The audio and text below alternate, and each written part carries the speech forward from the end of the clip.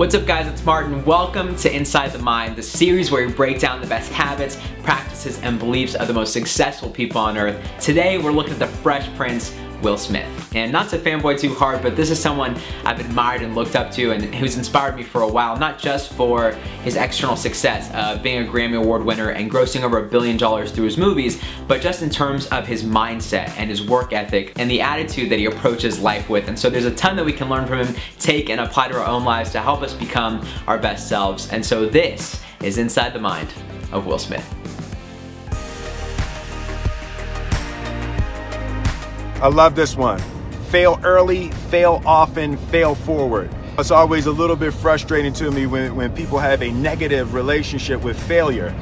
Failure is a massive part of being able to be successful. You have to get comfortable with failure. You have to actually seek failure. Failure is where all of the lessons are. Successful people fail a lot. They fail a whole lot more than they succeed, but they extract the lessons from the failure and they use that, the energy, and they use the wisdom to come around to the next phase of success. So this peak mindset of embracing failure is the opposite of how most of us have been trained to think. In our culture, we're conditioned to think, if I fail, then I'm a failure.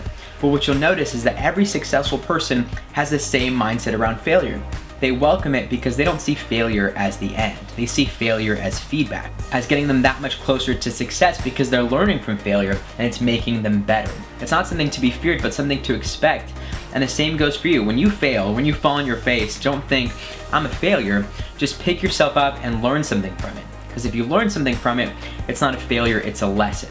So how do you make this practical in your own life? How do you take it and apply it directly to you? You do that by asking yourself, what would I try if I knew I wouldn't fail? Comment below and let me know what your answers are, because this is a powerful question that helps you identify what you really want and what's the fear that's getting in the way. And when you find the answer, this week I encourage you to push just beyond your comfort zone. Try something that you might fail at, because the more things you do that are beyond you, the more you'll get comfortable with failure, and you'll be able to adopt this mindset not just intellectually, but as a practice in your life. And it'll change your life because that knee-jerk reaction of being afraid of failure won't be there anymore. You can start to embrace it, you can start to learn from it, and through it, you can start to become successful.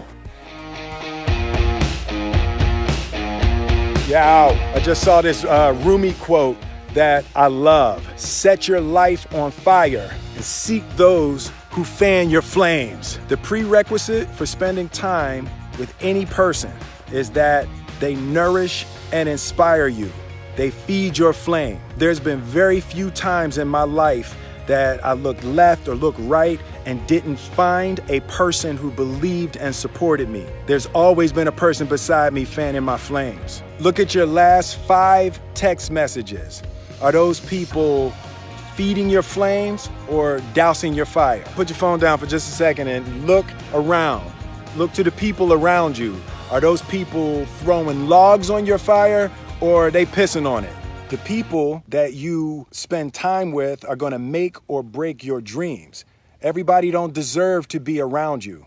You got to defend your light with your life. Find friends who fan your flame. You know, it's almost cliche to say who you spend time with is who you become, but it's true. I mean, if you hang out with people who complain all the time, who only see the negative, that's contagious and that's gonna spill over into you. And I think people get hung up on this where they're in a position where, you know, they look around and their group of friends are friends that they grew up with. And so they feel like, well, I grew up with these cats, I can't just ditch them or break up with them. But just because you grew up with them doesn't mean you're stuck there. You know, there are friends in my own life that I grew up with or that I loved that I had to distance myself from because those relationships became toxic, or they would tear me down, or they would complain all the time, and they would have a negative mindset. And naturally, as a good friend, you want to pull them out of that, but there comes a certain point when they have to do for themselves. And I think it's important to have compassion for people, but it's also important to take care of yourself and not be dragged down there too, so that your light isn't dim just because someone else wants to put it out. So what I love about this is that it reminds us to start to look around and see, are my friends people who inspire me, people who encourage me, and people who I can encourage? You know, do we sharpen each other like iron sharpens iron? And if the answer is no, then to make some choices and make decisions to find a new tribe and find new people to surround yourself with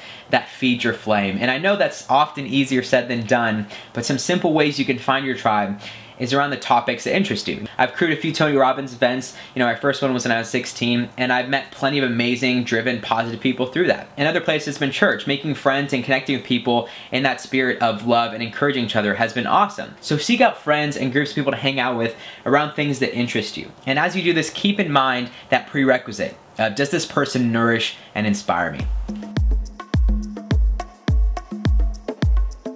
For me, the daily confrontation with fear has become a real practice for me since about three years ago. I went skydiving in Dubai, right? Skydiving is a really interesting confront with fear, right? So I gotta stand up. I'm sorry, I gotta stand up. So what happens is you go out the night before and you take a drink with your friends, and somebody says, yeah, we should go skydiving tomorrow. And you go, yeah, we'll go skydiving tomorrow. Yeah, yeah, and you go, yeah. And you go home and you by yourself, you're like, right? You're like, well, I mean, they was drunk too.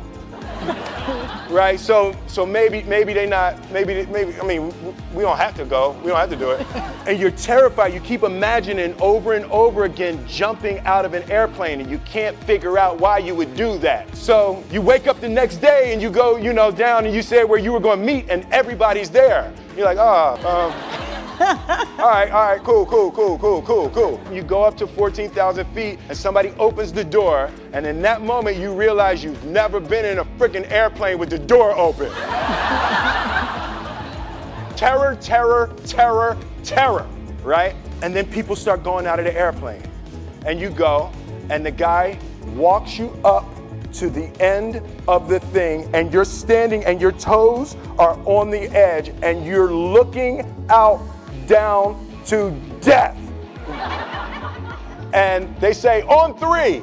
And they say, 1, 2. And he pushes you on 2 because people grab on 3, right? And you go,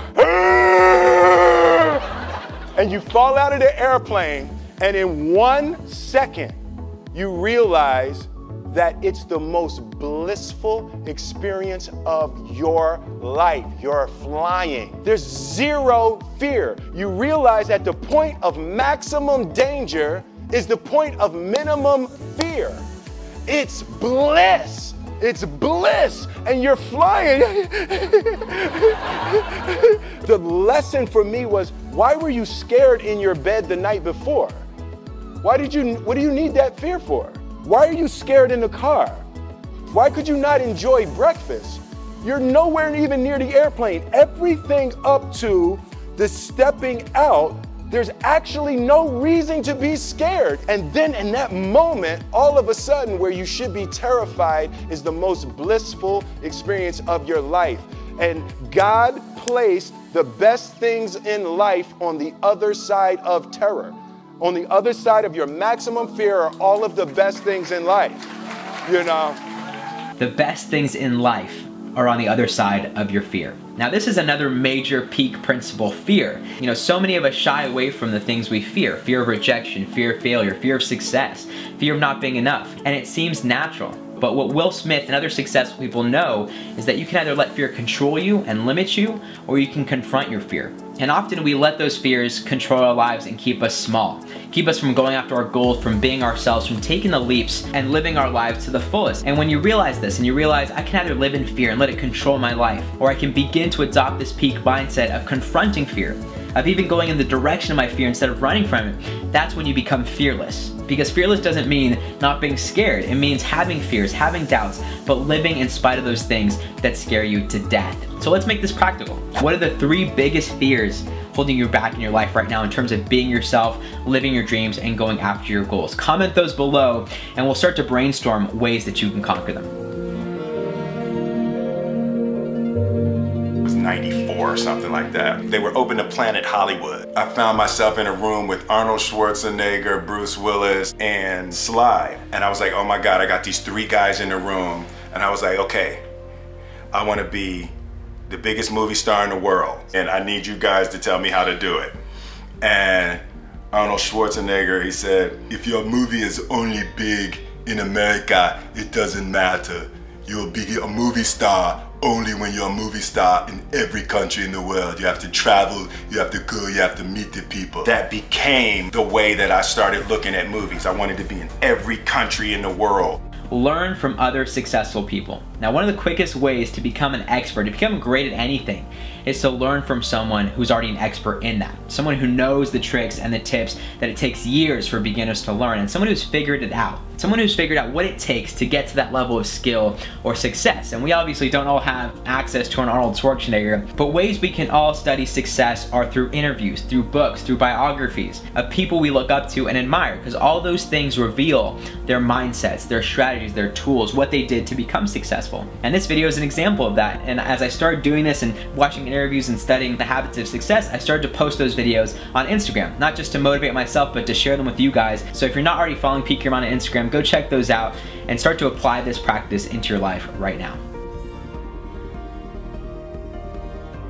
In that part of my career, I refused to do anything that wasn't in the best interest of the goal I had set for myself. And there was probably a 12-year period of my life where I didn't take a drink, where I didn't go out on the weekends. That I was so set on my goal. It created a serious circle of protection and elevation because I refused to do anything that wasn't in my best interest. It's hugely important that if you have a dream, that you have to dedicate your life to it, and every hour of every day has to be dedicated to bringing into fruition the things that you dream about. Something you'll notice about anyone who's the best at what they do is they all have high standards. They all demand more from themselves than anyone ever could. To be so laser focused on a goal that you would cut out anything that would get in the way of that requires discipline, that requires dedication to something that's so compelling that you're willing to give those things up. And Michael Phelps did something similar. In his training for the Olympics, he didn't miss a single practice for 5 years, no holidays, no days off. And when you realize that, it's insane that some people think that success is just an accident, that successful people are just born talented, and it's true, there is some talent involved, but it's really their dedication and the insane level of commitment that excels them and pushes their potential. That's the kind of commitment and dedication it takes to be the best, when you push yourself to be better, to grow, to improve, to break limitation. And that's part of the bigger mission of Peak Your Mind, realizing you don't have to be stuck where you are, but you can grow and you can improve, you can become your best and enjoy life, do what you love to do, and live life at its peak. And Will Smith isn't lacking this one bit, and that's the kind of drive that's hard not to admire, because when you see it in someone, it inspires you to be better. It inspires you to push your limits and see what you're capable of, and I hope that's what you got out of this episode of Inside the Mind. So that's today's video. Thanks for watching. Comment below and let me know what's your favorite nugget of wisdom. What'd you get out of this video? If you like this video and want to see more videos like this, then help support the channel and share this with a friend who inspires you, someone who feeds your flame. And if you're new to Peak Your Mind, click here to subscribe for more videos like this. Click here to watch another video, and here to visit peakyourmind.com to get exclusive content that I only put up on the website. I love you guys. I hope you have an amazing day. Stay peaked, and I'll see you in the next video.